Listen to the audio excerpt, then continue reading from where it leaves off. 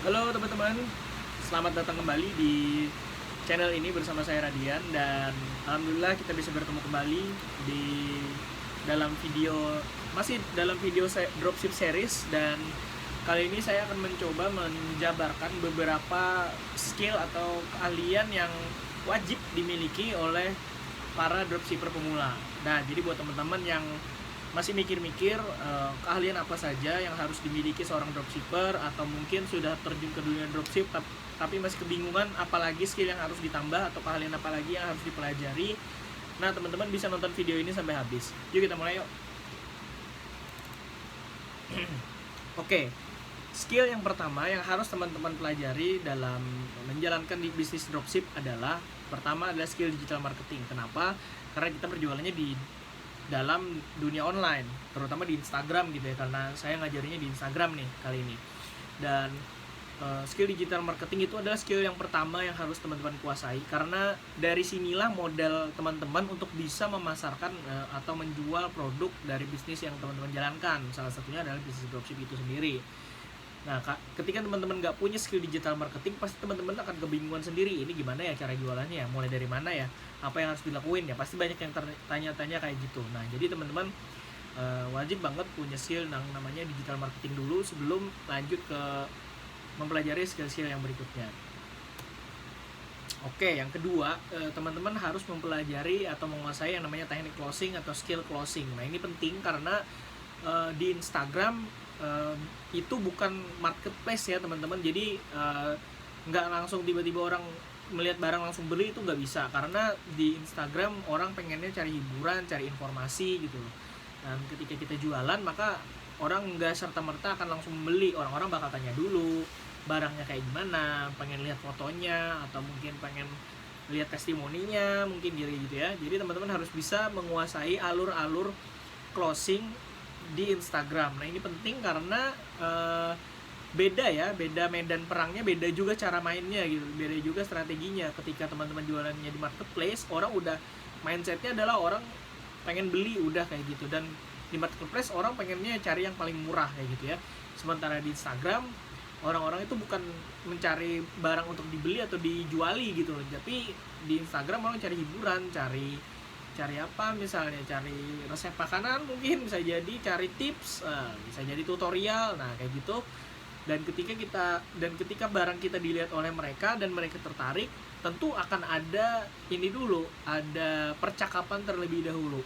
Ya mungkin dia bisa jadi pengen tahu dulu lebih dalam, kita yang jualan ini siapa, orangnya ngerti nggak produk yang dia jual kayak gimana, kayak gitu ya.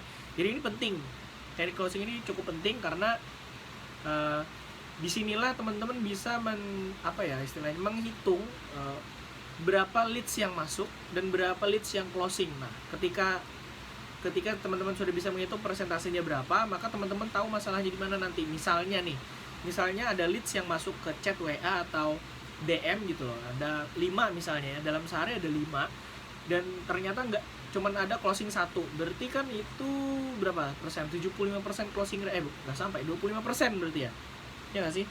25 15 berapa ya?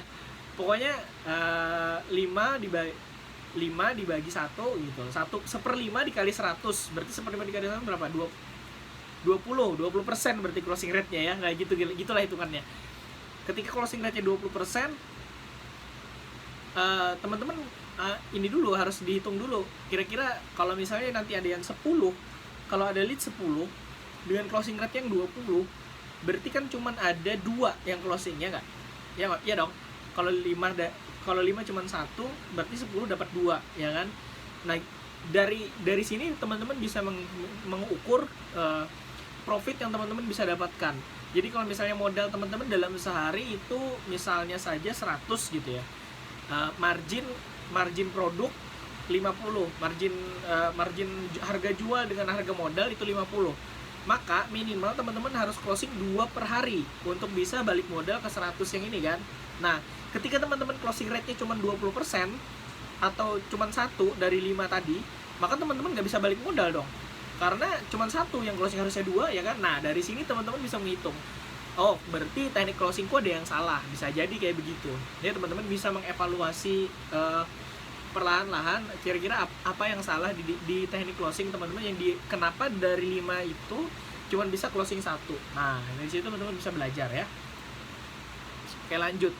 Yang ketiga adalah skill sales funneling dan automation. Nah, ini agak advance sedikit, tapi kita akan mencoba menyenggol-nyenggolnya karena menurut saya ini juga penting untuk pebisnis pemula untuk dikuasai gitu loh. Karena sales funneling itu penting di Instagram karena bisa menyaring orang-orang yang darinya cold, warm market sampai hot market. Nah, ketika orang-orang cold market itu orang-orang nggak tahu siapa kita.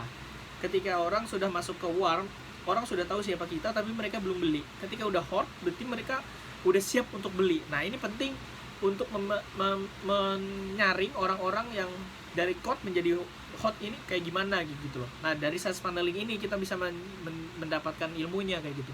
Jadi sales funneling itu misalnya dari Instagram misalnya kayak gitu ya. Ini anggaplah ada piramida di sini. Ada piramida gitu ya.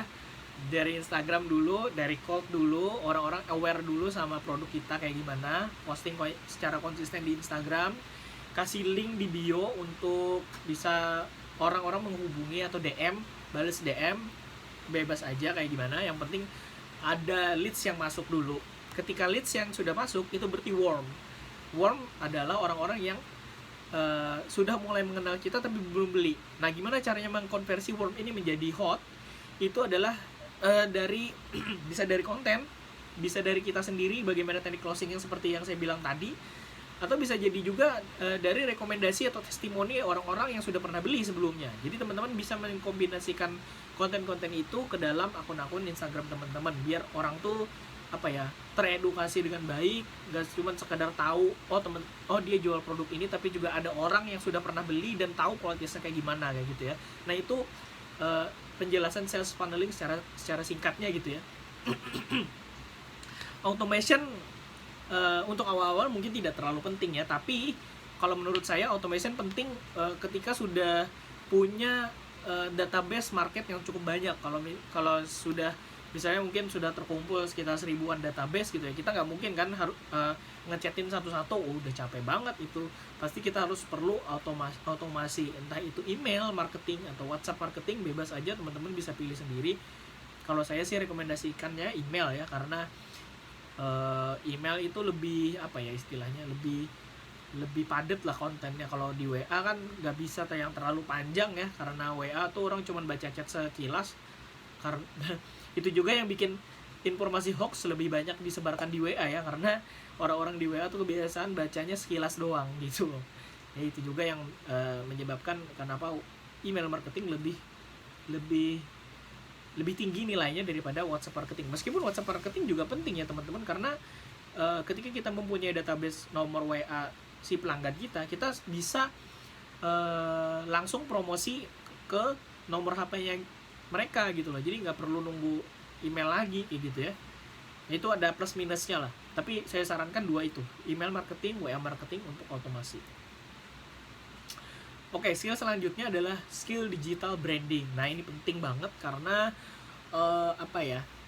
zaman sekarang tuh udah banyak banget yang jualan di Instagram, banyak banget. Teman-teman bisa lihat sendiri, ketik aja akun yang jualan produknya yang sama persis yang teman-teman jual gitu loh. Pasti banyak banget akunnya kan. Nah, gimana cara kita untuk bisa membedakan akun kita dengan akun-akun yang lain? Nah, itu adalah di branding ya teman-teman. Jadi teman-teman harus bisa memposisikan akun teman-teman berada di market yang mana, di target market yang mana kayak gitu loh. Jadi teman-teman nggak bisa mentarget semua orang, itu nggak bisa, karena jualan ke semua orang itu capek, udah pasti ya. Meskipun marketnya besar kelihatannya, tapi pasti capek banget jualan ke semua orang, karena hasilnya pun akan sama dengan jualan yang ke orang yang tertarget. Malah lebih bagus, justru lebih terkonversi dengan baik jualan ke orang yang tertarget daripada jualan ke semua orang yang tidak tertarget, ya kan? Meskipun ada pepatah yang bilang jualan ke 1000 orang itu akan lebih sedikit jualan ke 10.000 orang usahanya nggak akan sama kayak jualan ke 1000 orang. Iya kalau tertarget, kalau nggak tertarget gimana? Nah, itu penting, tertarget itu harus penting, makanya harus ada branding. ketika kita menunjukkan branding kita sebagai sebuah akun yang misalnya akunnya pengen mentarget ibu-ibu misalnya. Nah, tentu kita harus membranding akun kita agar bisa dinikmati oleh ibu-ibu kan. Misalnya kita ibu-ibu sukanya apa sih? Gosip misalnya, info-info gosip, infotainment, atau mungkin parenting, mungkin bisa jadi kayak gitu ya, dikombinasikan aja di situ biar followersnya betah gitu loh, dan juga interaksinya terjaga di sana. Nah, itu yang teman-teman harus kuasai, digital branding. Ketika teman-teman punya kemampuan ini, teman-teman bisa membedakan diri akun teman-teman itu dengan akun-akun kompetitor gitu loh. Jadi nggak sama gitu loh, kolamnya nggak sama karena mereka bersaingnya di mana, kita punya kolam sendiri kayak gitu. Yang selanjutnya adalah skill web development. Nah, ini level advance juga, level yang lebih tinggi lagi, tapi untuk pemula saya pikir cukup penting untuk dipelajari dari awal, karena mau nggak mau teman-teman harus punya web. Karena dari web kita bisa menyimpan database orang-orang yang bisa jadi cuma lihat doang, bisa jadi sudah mengklik tapi belum ngechat, bisa jadi ada kayak begitu, banyak. Salah satunya dengan cara punya web dan memasang Facebook Pixel di sana. Dengan cara itu teman-teman bisa mengiklankan konten teman-teman secara terus-menerus, walaupun akunnya misalnya nggak update, tapi nggak boleh ya. Kalau menurut saya idealnya ketika mengiklankan menggunakan Facebook Ads atau Google Ads, akun teman-teman tetap dijaga kualitas kontennya gitu loh. Jadi tetap update, tetap sharing, tetap interaksi sama followers kayak gitu ya. Yang penting adalah teman-teman punya website untuk bisa promo selama 24 jam. Jadi orang tuh nggak bosen liatnya, nggak cuma di Instagram tapi juga punya web kayak gitu ya. Lebih kelihatan profesional lah daripada nggak punya web sama sekali ya. Yang selanjutnya adalah skill video dan fotografi. Ini basic banget sebenarnya. Basic banget ketika teman-teman menjualnya produk fisik, terutama produk fisik. Digital juga bisa, digital lebih ke video mungkin ya. Kalau fotografi nggak ada produk digital yang bisa difoto kayaknya ya, nggak tahu juga. Ini ketika teman-teman punya produk fisik dan jualannya produk fisik, dropship produk fisik misalnya kayak gitu ya, teman-teman wajib menguasai skill video, editing, dan fotografi gitu loh. Karena dengan menguasai itu teman-teman punya value tersendiri yang berbeda dengan kompetitor. Seperti yang saya bilang tadi di skill yang digital branding ini kurang lebih sama. Brandingnya kayak gimana, fotonya harus kayak gimana. Nah, kayak begitu, harus sinkron kayak gitu ya. Nggak bisa teman-teman misalnya brandingnya pengen ditarget ibu-ibu sosialita, tapi fotonya pakai foto anak kecil. Nah, itu kan agak nggak nyambung ya. Walaupun ibu-ibu juga pasti suka anak kecil, tapi brandingnya nggak kesana gitu loh. Jadi beda nanti beda. Nah, dari situ teman-teman bisa menyesuaikan brandingnya kayak gimana, fotonya dan videonya, kontennya mesti kayak gimana. Itu penting. Minimal teman-teman punya skill untuk foto produk atau editing foto, manipulasi lah istilahnya gitu ya. Foto produknya diedit, nah, terus diganti-ganti warnanya, mungkin diganti-ganti backgroundnya. Nah, itu teman-teman minimal harus punya skill editing. Nah, ini nyambung ke skill berikutnya, yaitu skill editing dan desain visual ya. Jadi ketika teman-teman udah bisa memfoto itu, teman-teman juga harus bisa mengedit, dipoles kayak gitu ya, biar lebih menarik, lebih gampang dinikmati oleh followersnya teman-teman, dan ya lebih nyaman, lebih terkesan profesional lah daripada fotonya blur ya kan. Udah fotonya blur, nggak kelihatan lagi produknya, aduh itu gimana mau jualan.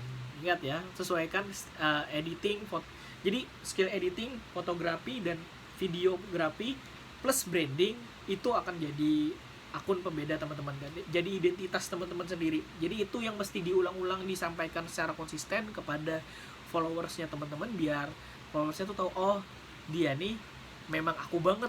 Nah, kayak gitu, sampai kayak gitu ya. Oke, itu tadi beberapa skill yang teman-teman wajib kuasai untuk bisnis pemula, terutama dropship, dan mungkin bisa juga berbisnis yang lain ya.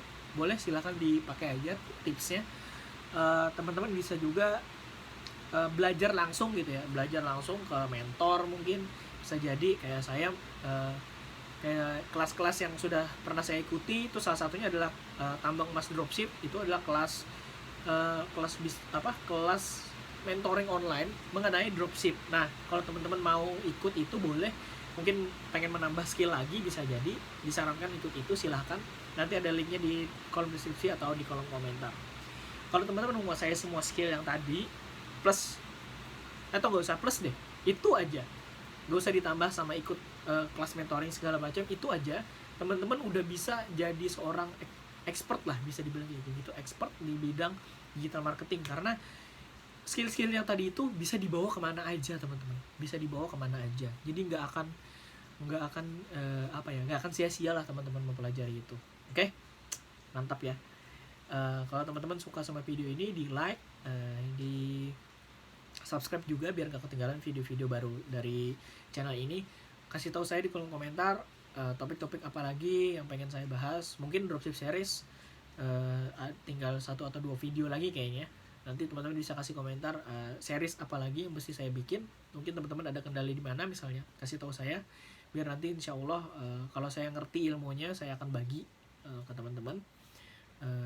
Dan saya buatin video seriesnya mungkin, karena mungkin pembahasannya panjang bisa jadi gitu ya. Oke deh, terima kasih banyak teman-teman sudah menyimak sampai habis. Sampai ketemu di video-video berikutnya. Dadah.